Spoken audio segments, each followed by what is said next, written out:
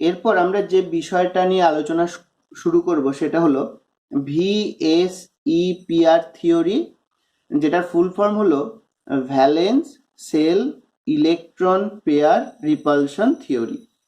এখন এটার অর্থটা কি? ভ্যালেন্স সেল ইলেকট্রন পেয়ার, এটার অর্থটা কি? না, অর্থটা হলো যে আমরা একটা যৌগের গঠনের কথা আমরা ভাবি, সেটা কিভাবে গঠিত হয়েছে সিম্পল ওয়েতে আমরা ভাববো। সাপোজ এখানে কার্বন পরমাণু আছে। আমরা জানি যে কার্বন পরমাণু যখন রাসায়নিক বিক্রিয়া করে, বন্ধন তৈরি করে, তখন তাতে আমরা দেখব যে প্রাথমিক অবস্থায় যে কার্বনের যে ইলেকট্রন বিন্যাস সেটা হলো 1s2 2s2 2p2। তাহলে তাদের যদি আমরা ইলেকট্রনগুলোকে আমরা অরবিটালে প্লেস করি, তাহলে এখানে দুটো, এখানে একটা, এখানে একটা। কিন্তু কার্বন যখন রাসায়নিক বিক্রিয়ায় অংশগ্রহণ করে তখন কিন্তু সে এক্সাইটেড স্টেট বা উত্তেজিত অবস্থায় গিয়ে রাসায়নিক বিক্রিয়া করে, তখন তার ইলেকট্রন বিন্যাস হয় 1s2 2s1 এবং 2p3। তো তখন যদি আমরা ইলেকট্রনগুলোকে অরবিটালে প্লেস করি তার অবস্থাটা এই রকম হয়। তাহলে কার্বন যখন রাসায়নিক বিক্রিয়ায় অংশগ্রহণ করে তখন তার কিন্তু 4টে অযুগ্ম ইলেকট্রন থাকে, এটা আমরা বলতে পারি। এবার লক্ষ্য করো, সেটা যখন হাইড্রোজেনের সঙ্গে বন্ড ফর্ম করছে তখন দেখো, আমরা যদি হাইড্রোজেন এবং তার ইলেকট্রনগুলোকেও প্লেস করি তাহলে আমরা দেখতে পাচ্ছি যে মিথেনে বা অন্য কার্বন ঘটিত যে যৌগগুলো আছে সেখানে কার্বনের সঙ্গে হাইড্রোজেনের বন্ড ফর্ম হলে 4টে জোড় গঠিত হচ্ছে। নাম্বার অফ যে ইলেকট্রন পেয়ার, ইলেকট্রন জোড়, তার সংখ্যাটা হয়ে যাচ্ছে ইনফ্যাক্ট 4টে। তাহলে এই অবস্থায় আমরা কি বলতে পারি যে এখানে কার্বনের যোজ্যতা কক্ষে টোটাল নাম্বার অফ যতগুলো পেয়ার তৈরি হচ্ছে, জোড় তৈরি হচ্ছে, তার সংখ্যাটা হচ্ছে 4। তাহলে এই অবস্থায় অর্থাৎ বন্ড সৃষ্টির পরে টোটাল কতগুলো ভ্যালেন্স সেল বা যোজ্যতা কক্ষের জোড় সৃষ্টি হলো, সেই সংখ্যাটাই আমাদের এই তত্ত্বের মধ্যে বিচার্য। তো মিথেনে কার্বনের ক্ষেত্রে যে নাম্বার অফ পেয়ার, সেই নাম্বার অফ পেয়ার বা জোড়টা হয়েছে 4টে। এবারে এই প্রসঙ্গে বলি, এরকম জোড়ের সংখ্যা বা এই জোড়ের টাইপ যেটা, সেটা দুটো টাইপের হতে পারে। যেমন আমরা যদি NH3 বা অ্যামোনিয়ার কথা বিচার করি তাহলে এখানে লক্ষ্য করো যে এখানে কিন্তু নাইট্রোজেন হাইড্রোজেনের মধ্যে যে বন্ড ফর্ম হয়েছে আর এখানে আছে লোন পেয়ার। তাহলে এখানে নাইট্রোজেনের চারপাশেও নাম্বার অফ পেয়ার কিন্তু 4টে, তার মধ্যে 3টে বন্ড পেয়ার আর একটা হলো লোন পেয়ার। এইবারে আমরা চলে আসি থিওরির যে পরের অংশগুলো সেগুলো নিয়ে আমরা একটু আলোচনা করি। ফার্স্ট ল আমরা আলোচনা করি যে কোনো সমযোজী অণুর আকৃতি ওই অণুটির কেন্দ্রীয় পরমাণুর স্টেরিক নাম্বারের উপর নির্ভর করে। স্টেরিক নাম্বার বলতে কি বোঝায়? না, স্টেরিক নাম্বার হচ্ছে নাম্বার অফ বন্ড পেয়ার, যেটা আগে আমরা আলোচনা করেছি যে বন্ড পেয়ার কাকে বলে।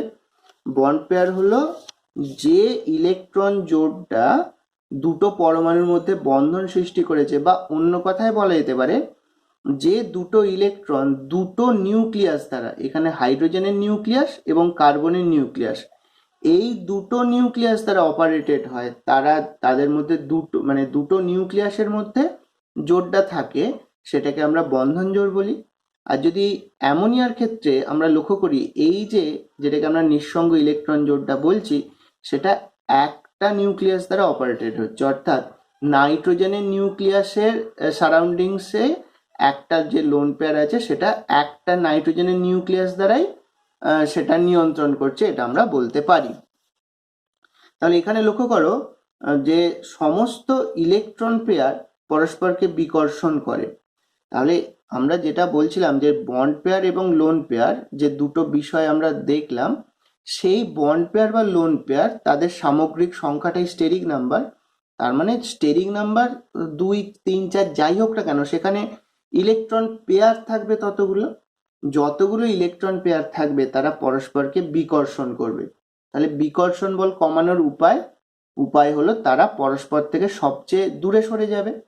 তাহলে এরকম ভাবে ইলেকট্রন পেয়ার পরস্পরকে বিকর্ষণ করার ফলে তারা এমন একটা জ্যামিতিক অবস্থানে সরে যাবে যেখানেই বিকর্ষণ বলের মানটা সবচেয়ে কম হবে, বা অন্য কথায় বলতে পারা যেতে পারে যে ইলেকট্রন জোড়গুলোর মধ্যে দূরত্ব সবচেয়ে বেশি হবে, সেরকম জ্যামিতিক অবস্থায় তারা সরে যাবে এবং তার দরুন একটা নির্দিষ্ট জ্যামিতিক আকার একটা যৌগের জন্য আমরা পাবো।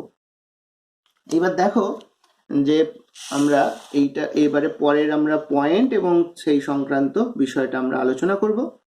দেখো, কেন্দ্রীয় পরমাণুতে কোনো নিঃসঙ্গ ইলেকট্রন জোড় না থাকলে steric number equals to number of sigma bonds around central atom. তাহলে যদি কেন্দ্রীয় পরমাণুতে নিঃসঙ্গ বা লোন পেয়ার, নিঃসঙ্গ ইলেকট্রন জোড় বা লোন পেয়ার না থাকে, তাহলে স্টেরিক নাম্বারটা হয়ে যাচ্ছে number of sigma bonds around that central atom. কেন্দ্রীয় পরমাণুর চারপাশে যতগুলো সিগমা বন্ড আছে সেটাই স্টেরিক নাম্বার হবে। অর্থাৎ স্টেরিক নাম্বার নির্ণয় করার এটা একটা পদ্ধতি হতে পারে যদি লোন পেয়ার না থাকে, বা সেক্ষেত্রে। আর একটা কথা বলে দিই, স্টেরিক নাম্বার নির্ণয় কিন্তু পাই বন্ডকে বিচার করা হয় না। এবারে আসি, এবারে একটা ছক আমরা দেখে নেব যে স্টেরিক নাম্বার এবং তাতে নাম্বারের নেচার কি হতে পারে, যে পেয়ারগুলো ইলেকট্রন জোড়গুলো আছে, জিওমেট্রি কি হবে, তাদের হাইব্রিডাইজেশন কি হবে, কেন্দ্রীয় পরমাণুর শেপ কি হবে, আকারটা কেমন হবে, এবং এক্সাম্পল, এগুলো আমরা দেখব। প্রথমে আসি স্টেরিক নাম্বার 2। স্টেরিক নাম্বার যদি 2 হয় তাহলে যে দুটো ইলেকট্রন জোড় থাকবে তাদের নাম্বারটা হচ্ছে দুটো বন্ড পেয়ার হতে পারে, দুটোই বন্ড পেয়ার, দুটো এবং দুটোই বন্ড পেয়ার। সেক্ষেত্রে জিওমেট্রি হবে লিনিয়ার অর্থাৎ রৈখিক। হাইব্রিডাইজেশন হবে এসপি, তাদের জেনারেল রিপ্রেজেন্টেশন এখানে এটা যদি AB2 টাইপ ধরা হয়, এ কেন্দ্রীয় পরমাণু, দুদিকে দুটো বি থাকবে, এগুলো কিন্তু একটা জেনারেল রিপ্রেজেন্টেশন। এর এক্সাম্পল হচ্ছে বেরিলিয়াম ক্লোরাইড BeCl2। এবারে আসি স্টেরিক নাম্বার 3 হলে তিনটে বন্ড পেয়ার হতে পারে। তাহলে স্টেরিক নাম্বার যখন 3 তখন নাম্বার অফ বন্ড পেয়ার যেটা কিনা 3 হতে পারে সেটা এখানে দেখানো হয়েছে। এবারে দেখো, স্টেরিক নাম্বার যদি 3 হয় তাহলে দু রকম কেস হতে পারে। তিনটেই বন্ড পেয়ার হতে পারে, দুটো বন্ড পেয়ার একটা লোন পেয়ার হতে পারে। যদি তিনটে বন্ড পেয়ার হয় সেক্ষেত্রে জিওমেট্রি হবে ট্রাইগোনাল প্ল্যানার এবং সংকরায়ন বা হাইব্রিডাইজেশন। স্টেরিক নাম্বার 3 হলে সংকরায়ন বা হাইব্রিডাইজেশন sp2 এটাই হবে। এবারে যদি তিনটে বন্ড পেয়ার থাকে তখন তার জিওমেট্রি যে ট্রায়াগোনাল প্ল্যানার, এখানে দেখো সেই রিপ্রেজেন্টেশনটা দেখানো হয়েছে। এখানে যদি বি গুলোর মধ্যে কাল্পনিক লাইন দিয়ে তাদেরকে যোগ করো তখন দেখতে পাবে যে একটা ট্রাইগোনাল প্ল্যানার ত্রিকোণীয় সমতলিক একটা গঠন কিন্তু দেখতে পাবে। এক্সাম্পল হচ্ছে NO3-। এবারে আসি, দুটো বন্ড পেয়ার একটা লোন পেয়ার, তখন ভি শেপ বা অ্যাঙ্গুলার শেপ হতে পারে sp2। দেখো, যখন জিওমেট্রি বলা হবে তখন কিন্তু লোন পেয়ারকে বাদ দিয়ে বলা হয়, অর্থাৎ লোন পেয়ারের অবস্থানটাকে না ধরলে দেখো এই শেপটা ভি এর মতো হয়ে যাচ্ছে, উল্টানো একটা ভি এর মতো, তাহলে এটা ভি শেপ বা অ্যাঙ্গুলার। এক্সাম্পল হচ্ছে সালফার ডাইঅক্সাইড বা SO2। এবারে চলে আসি, স্টেরিক নাম্বার 4 হলে কি কি কেস হতে পারে। স্টেরিক নাম্বার 4 হলে তিনটে কেস হতে পারে, চারটেই বন্ড পেয়ার, তিনটে বন্ড পেয়ার একটা লোন পেয়ার, দুটো বন্ড পেয়ার দুটো লোন পেয়ার।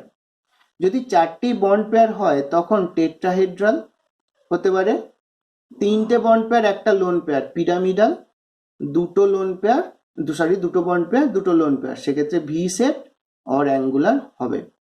তো এক্ষেত্রে দেখো টেট্রাহেড্রাল অর্থাৎ চতুস্তলকীয় যে গঠন সেটা এখানে দেখানো হয়েছে। এখানে এ, চারটে বি, এটাকে আপ বন্ড বলা হয়, এটাকে ডাউন বন্ড বলা হয়। অর্থাৎ এই গঠনটাকে অ্যাকচুয়ালি পেপারের প্লেনে আঁকা সম্ভব নয়, সেটাকে বোঝানোর জন্য এটাকে আপ এটাকে ডাউন করে দেখানো হয়। এটা পেপার থেকে ওপরের দিকে আছে আর এই বন্ডটা পেপারের থেকে ডাউনের দিকে আছে। এক্সাম্পল হচ্ছে সিলিকন টেট্রাফ্লুরাইড। তারপরে আসি তিনটে বন্ড পেয়ার একটা লোন পেয়ার, সেক্ষেত্রে স্ট্রাকচারটা পিরামিডাল, লোন পেয়ারটাকে বাদ দিলে এখানে নিচে দেখা একটা ত্রিভুজ আকার বেশ আছে, তার থেকে কেন্দ্রীয় পরমাণুটা উপরের দিকে, এখানে আমরা বন্ডগুলোকে যদি ভাবি তাহলে সেরকম ভাবে গঠিত হয়েছে, এটা হচ্ছে পিরামিডাল। এক্সাম্পল হচ্ছে H3O+ হাইড্রক্সোনিয়াম আয়ন। দুটো বন্ড পেয়ার, দুটো লোন পেয়ার, সেক্ষেত্রে দেখো লোন পেয়ারগুলোকে বাদ দিলে ভি শেপ বা অ্যাঙ্গুলার শেপ হচ্ছে। এক্সাম্পল হচ্ছে সালফার ডাইক্লোরাইড SCl2। যে কোনো নাম্বার আর নেচারটা পেয়ারগুলো যাই হোক না কেন, যখন স্টেরিক নাম্বার 4, তখন আমরা দেখছি প্রতি ক্ষেত্রেই সংকরায়ন বা হাইব্রিডাইজেশন কিন্তু sp3। এবারে চলে আসি স্টেরিক নাম্বার 5। দেখো স্টেরিক নাম্বার 5 এর ক্ষেত্রে কি কি কেস হতে পারে সেটা আমরা দেখে নেব। স্টেরিক নাম্বার 5 হলে 5টা বন্ড পেয়ার হতে পারে, 4টে বন্ড পেয়ার একটা লোন পেয়ার, 3টে বন্ড পেয়ার দুটো লোন পেয়ার, 2টো বন্ড পেয়ার 3টে লোন পেয়ার, এই এত রকমের কেস কিন্তু হতে পারে। যাই হোক না কেন, স্টেরিক নাম্বার 5 এর মানে হলো তার সংকরায়ন হচ্ছে sp3d। sp3d হচ্ছে হাইব্রিডাইজেশনটা। এবারে বলি 5টাই যখন বন্ড পেয়ার তখন ট্রাইগোনাল বাইপিরামিডাল শেপ, অর্থাৎ এখানে একটা নিচে ট্রায়াঙ্গেল মতো আছে, ওপরে বি আছে নিচে বি আছে। এক্সাম্পল হচ্ছে SOF4। SOF4 এটা হচ্ছে এক্সাম্পল, ট্রায়াগোনাল বাইপিরামিডালের এক্সাম্পল। নেক্সট আসি। নেক্সট হচ্ছে 4টে বন্ড পেয়ার একটা লোন পেয়ার। এই স্ট্রাকচারটা হচ্ছে সি-স স্ট্রাকচার, বাচ্চাদের খেলার যে সি-স পার্কে যে থাকে সেরকম ধরনের এই শেপটা হচ্ছে সেই রকম। তো দেখো এটারও সংকরায়ন sp3d। আচ্ছা, একটা কথা বলে দিই, এই যে আমরা ট্রায়াগোনাল বাইপিরামিডাল স্ট্রাকচারটার আগে লিখেছি, এখানে এই যে দুটো পজিশন, এই পজিশনের যে এখানে বিটা লেখা হয়েছে এবং নিচের পজিশনে যে বিটা লেখা হয়েছে, এই দুটোকে অ্যাক্সিয়াল পজিশন বলা হয়। আর এই যে 3টে ত্রিভুজাকার অংশের মধ্যে রয়েছে এগুলোকে ইকুয়েটোরিয়াল পজিশন বলা হয়। তো যদি স্টেরিক নাম্বার 5 এর আন্ডারে একটাও লোন পেয়ার থাকে, সেই লোন পেয়ারগুলো প্রথমে ইকুয়েটোরিয়াল পজিশনগুলো অকুপাই করবে, এটা কিন্তু অবশ্যই খেয়াল রাখতে হবে। এবং এটা ভুল হলে কিন্তু স্ট্রাকচার লিখতে গিয়েও কিন্তু ভুল হবে। তাই প্রথম আমরা দেখব যে যখন একটা লোন পেয়ার আছে তখন দেখো সেটা একটা ইকুয়েটোরিয়াল পজিশনকে অকুপাই করেছে, এবং তখন তার যে আমরা এক্সাম্পলটা এই টাইপের, সেটা হচ্ছে SF4 সালফার ট্রাইফ্লুরাইড, এটা আমরা বলতে পারি। তাহলে দেখো পরের এক্সাম্পলে 3টে বন্ড পেয়ার দুটো লোন পেয়ার আছে। তাহলে এখানে দেখো যে দুটো এখানে লোন পেয়ারকে দেখানো হয়েছে, এই লোন পেয়ারগুলোকে বাদ দিলে দেখো এটা টি এর মতো দেখতে হয়েছে। এই দিক থেকে যদি তুমি দেখো এটা তাহলে টি এর মতো দেখতে লাগবে, তাহলে এটা হয়ে যাচ্ছে sp3d। তো এক্সাম্পল হচ্ছে ClF3 ক্লোরিন ট্রাইফ্লুরাইড। এবারে দেখো তারপরে পরে যেটা আমরা আছে,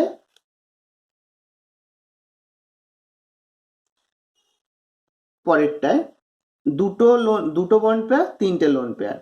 দুটো বন্ড পেয়ার 3টে লোন পেয়ার হলে সেক্ষেত্রে এটা লিনিয়ার হয়ে যাবে, সংকরায়নটা একই থাকবে sp3d। এবং আমরা যেটা আগেও বলেছি যে লোন পেয়ারগুলো প্রথমে ইকুয়েটোরিয়াল পজিশনটাকে অকুপাই করবে। তাহলে এক্সাম্পল হচ্ছে I3- ট্রাই আয়োডাইড আয়ন। এরপর দেখো স্টেরিক নাম্বার 6। স্টেরিক নাম্বার 6 এর আন্ডারে যে যে ঘটনাগুলো ঘটতে পারে সেগুলোর মধ্যে আছে 6টা বন্ড পেয়ার হতে পারে, 5টা বন্ড পেয়ার একটা লোন পেয়ার হতে পারে। আমরা এই দুটো এক্সাম্পল দেখে এগোই, পরেরগুলো আমরা পরে বলছি। তো এটা হচ্ছে যে যদি 6টা বন্ড পেয়ার হয় তখন সেটা হয় অক্টাহেড্রাল। আর স্টেরিক নাম্বার 6 হলে প্রতি ক্ষেত্রেই সংকরায়ন বা হাইব্রিডাইজেশনটা sp3d2 হবে। সুতরাং এটা যাই হোক না কেন, সেটা 5টা বন্ড পেয়ার একটা লোন পেয়ার বা 4টে বন্ড পেয়ার দুটো লোন পেয়ার, এরকম যে কোনো ঘটনাই ঘটুক না কেন, সেক্ষেত্রে কিন্তু সংকরায়নটা কিন্তু sp3d2 হবে। তো দেখো এর একটা ইন জেনারেল শেপ দেখানো হয়েছে যে অক্টাহেড্রাল শেপটা কিরকম। এখানে একটা স্কোয়ার আছে, উপরের দিকে একটা বি আছে, নিচের দিকে একটা বি আছে, এটা ইন জেনারেল রিপ্রেজেন্টেশন। এক্সাম্পল হচ্ছে SF6, এটার এক্সাম্পল। তারপরে আসি স্টেরিক নাম্বারের আন্ডারে 5টা বন্ড পেয়ার একটা লোন পেয়ার। তো দেখো তার জেনারেল রিপ্রেজেন্টেশনটা এখানে দেখানো হয়েছে যে তার জেনারেল রিপ্রেজেন্টেশনটা কিরকম হয়, এবং তার এক্সাম্পল হচ্ছে XeOF4 জেনন অক্সি টেট্রাফ্লুরাইড, এটার এক্সাম্পল। স্টেরিক নাম্বার 6 এর আন্ডারে আচ্ছা এইটা একটু বলে দিই যে স্কোয়ার পিরামিডাল কেন এখানে শেপটা বলা হচ্ছে। এখানে দেখো বেসটা স্কোয়ার, তার উপরে দেখো বি পর্যন্ত যদি কাল্পনিক লাইন টানা হয় তাহলে একটা পিরামিডাল শেপে আসে, তাই এটার নাম হচ্ছে স্কোয়ার পিরামিডাল শেপ। দেখো স্টেরিক নাম্বার 6 এর আন্ডারে আমরা আরেকটা যেটা এখানে বিচার করব সেটা হচ্ছে স্টেরিক নাম্বার 6 হলে এখানে 4টে বন্ড পেয়ার 2টো লোন পেয়ার থাকতে পারে, সেক্ষেত্রে শেপটাকে আমরা বলবো স্কোয়ার প্ল্যানার শেপ। দেখো যদি 2টো লোন পেয়ার থাকে তারা কিন্তু এরকম দুটো বিপরীত পজিশনে থাকবে, এখানে বা এখানে। এখানে একটা কথা বলে দিই যে আমরা যে শেপটা নিয়ে এখন আলোচনা করছি অক্টাহেড্রাল শেপ, সেই অক্টাহেড্রাল শেপে কিন্তু অ্যাক্সিয়াল বা ইকুয়েটোরিয়াল পজিশন বলে কিছু হয় না।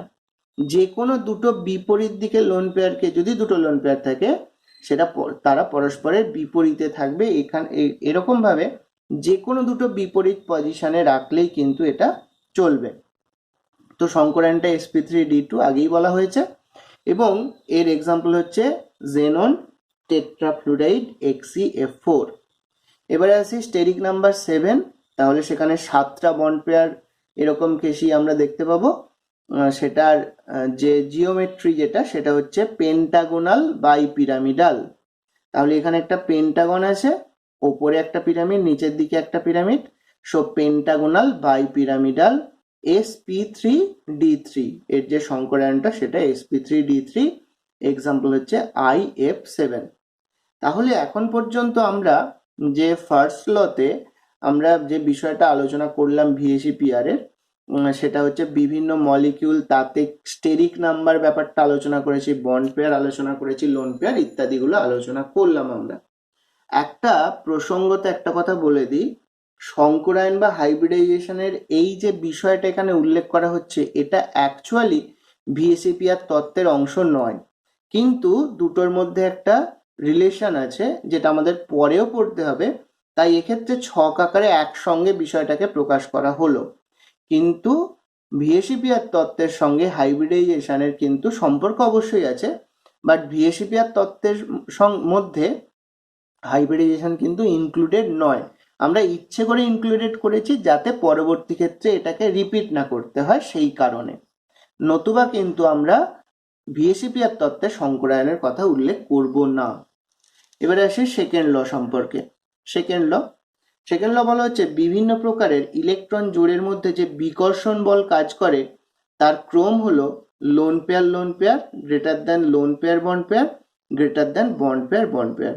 অর্থাৎ বন্ধনের ইলেকট্রন জোড় যারা, তারা বন্ড, যখন বন্ড পেয়ারের কথা বলছি আমরা আগেও বিষয়টাকে উল্লেখ করলাম, আর একবারও বলে দিচ্ছি যে ধরা গেল এ একটা পরমাণু আছে, তাতে একটা লোন পেয়ার আছে, আর এখানে বি এর সঙ্গে এরকম বন্ড আছে, জলের মতো এরকম কোনো একটা, জল না, SO2 জাতীয় কোনো একটা অণুর কথা এরকম আমরা ভাবছি।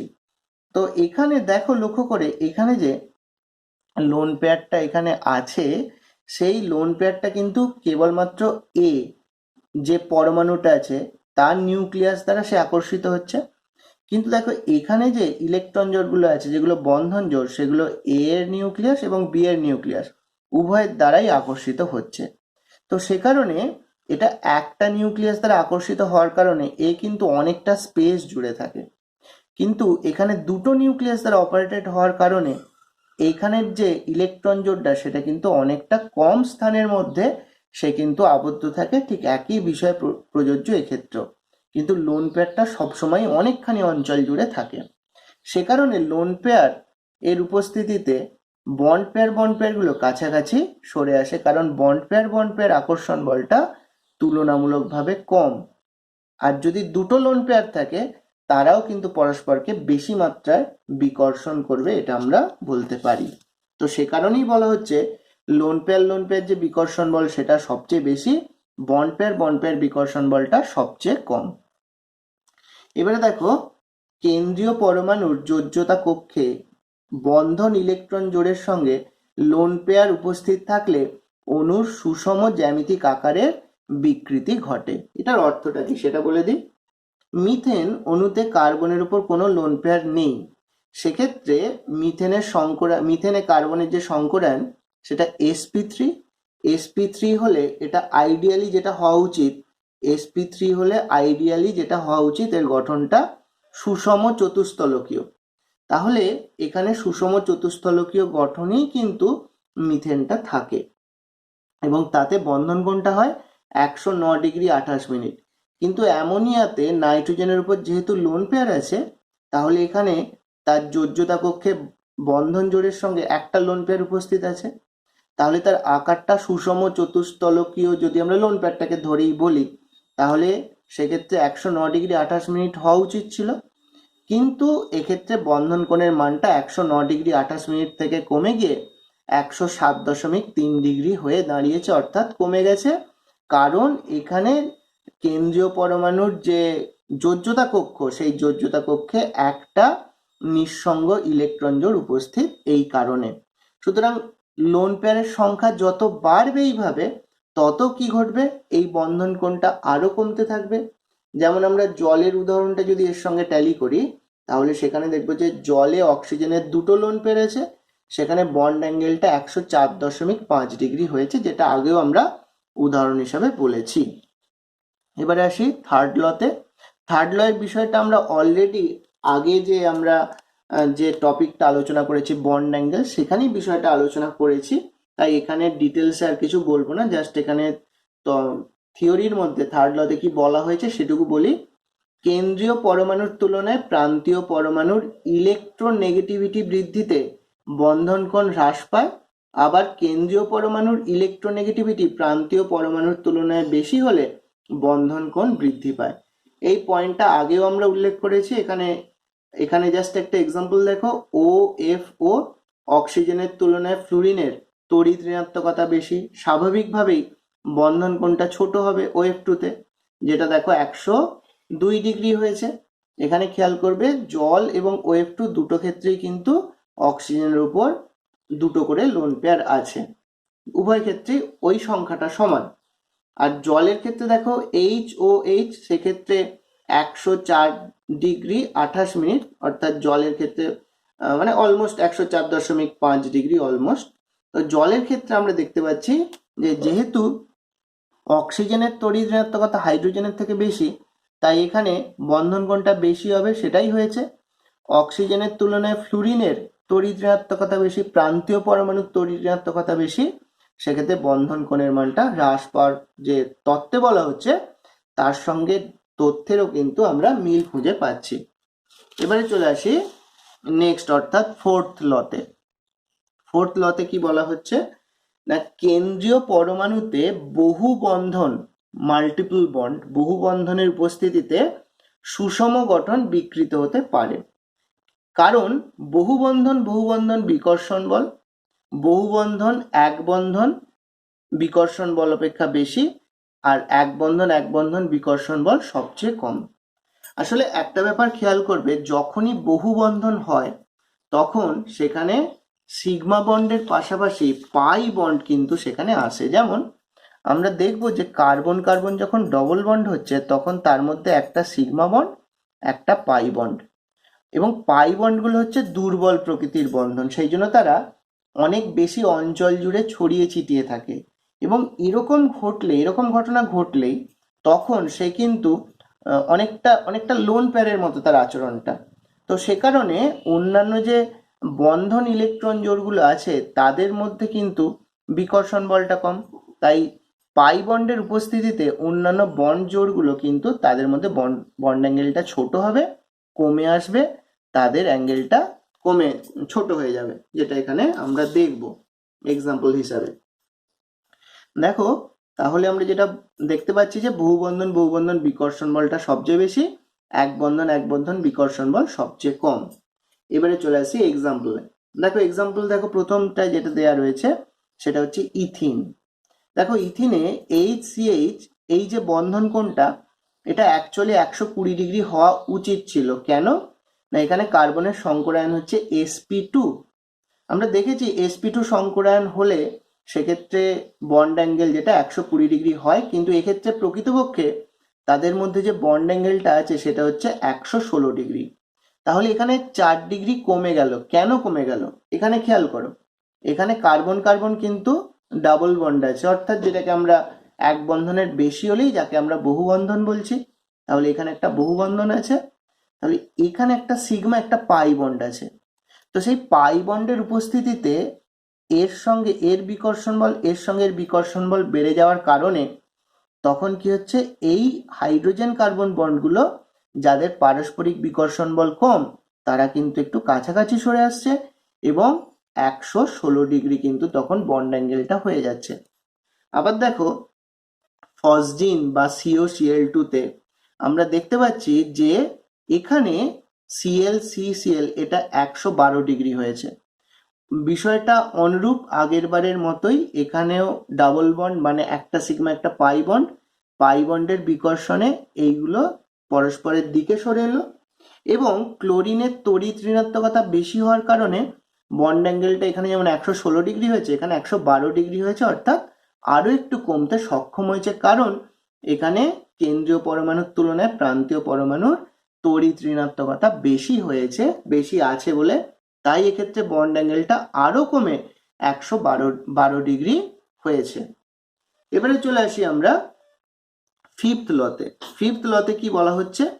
ফিফথ লতে বলা হচ্ছে যে কেন্দ্রীয় পরমাণুর যোজ্যতা কক্ষে ফাঁকা কক্ষক উপস্থিত থাকলে কেন্দ্রীয় পরমাণুর উপরিস্থিত লোন পেয়ার বন্ড পেয়ার বা আদার লোন পেয়ারকে, মানে লোন পেয়ার বন্ড পেয়ার বা অন্য যদি লোন পেয়ার থাকে লোন পেয়ার তারা অধিক মাত্রায় বিকর্ষণ করে, ফলে বন্ধন কোণের সংকোচন মাত্রা বেশি হয়।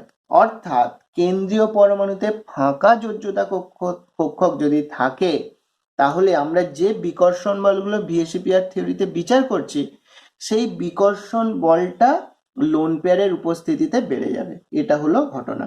তাহলে লোন পেয়ারের সঙ্গে বন্ড পেয়ার বা লোন পেয়ারের সঙ্গে অন্য লোন পেয়ারের যে বিকর্ষণ বল পরমাণুর যোজ্যতা কক্ষে, কেন্দ্রীয় পরমাণুর যোজ্যতা কক্ষে ফাঁকা অরবিটাল থাকলে, জেনারেলি ফাঁকা ডি অরবিটাল হয় থাকলে তাদের বিকর্ষণের মাত্রাটা বেড়ে যায়। তো এখানে দেখো বিকর্ষণ বাড়লে তাহলে স্বাভাবিকভাবেই বন্ধন কোণটা বেশি মাত্রায় সংকুচিত হবে। এক্ষেত্রে এক্সাম্পল লক্ষ্য করো, এখানে আমরা দেখতে পাচ্ছি অ্যামোনিয়া অর্থাৎ NH3 আছে এবং ফসফিন অর্থাৎ PH3 আছে। যদি আমরা এখানে লক্ষ্য করি নাইট্রোজেন তার যে ইলেকট্রন বিন্যাস সেটা 1s2 2s2 এবং 2p3, আর ফসফরাস যেটা পরমাণু ক্রমাঙ্ক হচ্ছে 15 তার ইলেকট্রন বিন্যাস 1s2 2s2 2p6 3s2 3p3 এবং 3d0। তাহলে লক্ষ্য করো যে ফসফরাসের ইলেকট্রন বিন্যাসে আমরা কিন্তু ফাঁকা ডি অরবিটালের উপস্থিতি লক্ষ্য করতে পারছি। ফাঁকা কক্ষক উপস্থিত থাকলে সেই ঘটনাটা তাহলে এক্ষেত্রে ঘটছে, কি ঘটছে না, ফাঁকা ডি এর উপস্থিতির কারণে লোন পেয়ারের সঙ্গে বন্ড পেয়ারের বিকর্ষণ বলটা এখানের তুলনায় বেড়ে যাচ্ছে, কারণ নাইট্রোজেনের ইলেকট্রন বিন্যাসে কিন্তু 2d বলে কিছু এরকম কিন্তু কিছু অরবিটাল সম্ভব না, এরকম কিছু অরবিটাল হয় না। তাহলে যেহেতু কিন্তু 3d হয়, ফসফরাসের 3d এটা পসিবল যাতে কোনো ইলেকট্রন নেই, তাই লোন পেয়ারের উপস্থিতিতে আমরা দেখছি যে লোন পেয়ার বন্ড পেয়ারের বিকর্ষণ বলটা ফসফিনে ক্ষেত্রে বেশি হয়ে যাচ্ছে, অ্যামোনিয়ার ক্ষেত্রে সেটা কম, তুলনামূলক কম। তাহলে এখানে HNH যে বন্ড অ্যাঙ্গেল সেটা তুলনামূলকভাবে বেশি হবে, কারণ লোন পেয়ারের সঙ্গে বিকর্ষণ বলটা এখানে তুলনামূলকভাবে কম, আর এখানে লোন পেয়ারের সঙ্গে বন্ড পেয়ারের বিকর্ষণ বলটা তুলনামূলকভাবে বেশি, কারণ কেন্দ্রীয় পরমাণুতে ফাঁকা 3d অরবিটাল এর ক্ষেত্রে উপস্থিত আছে। তাই এখানে বন্ড অ্যাঙ্গেলটা কমে গিয়ে 94 ডিগ্রি হয়েছে, এখানে কিন্তু 107.3 ডিগ্রি হয়েছে। তাহলে এই গেল আমাদের ভিএসিপিআর তত্ত্বের যে আলোচনা, আমরা টোটাল 5টা পয়েন্ট আমরা এখানে আলোচনা করেছি। তাহলে ভিএসিপিআর তত্ত্বটা তোমরা এবার এইটা দেখে বই থেকে ভালো করে পড়বে, তাহলে তোমাদের কনসেপ্টটা আরো ক্লিয়ার হয়ে যাবে।